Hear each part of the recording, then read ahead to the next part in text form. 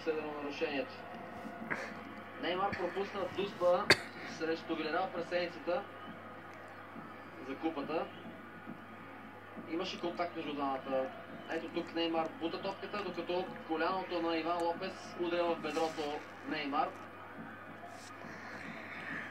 Сега може би бразилецът направи необходимото, за да се стигне до този контакт, но това е част от играта.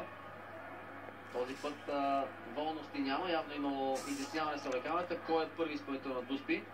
А и при положение, че Меси има шанс да запише хет-трик, няма смисъл.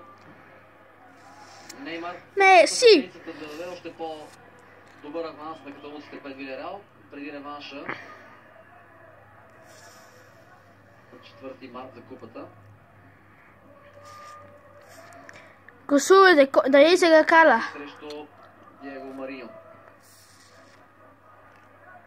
И ga кала! Хет-трик за аржентинеца, 65-та минута. Хет-трик! 4-0.